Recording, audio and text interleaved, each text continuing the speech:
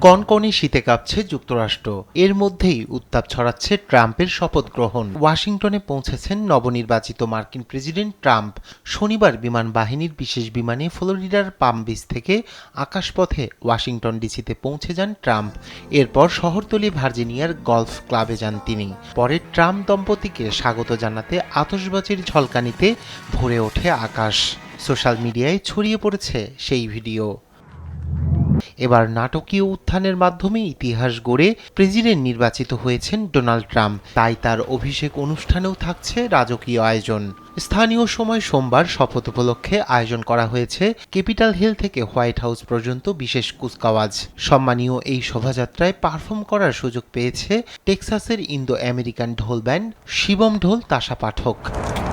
এদিকে শপথ উপলক্ষে নিরাপত্তার চাদরে ঢেকে দেওয়া হয়েছে গোটা ওয়াশিংটন। রাজধানীতে স্থাপন করা হয়েছে কালো রঙের ৩০ মাইল দীর্ঘ ও উঁচু অস্থায়ী বেড়া। মোতায়েন করা হয়েছে ২৫,০০০ আইন শৃঙ্খলা রক্ষাকারী কর্মকর্তা।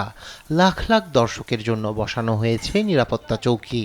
সর্বোপরি ব্যাপক সতর্কতার মধ্য দিয়ে অভিষেক হতে যাচ্ছে যুক্তরাষ্ট্রের নতুন প্রেসিডেন্টের।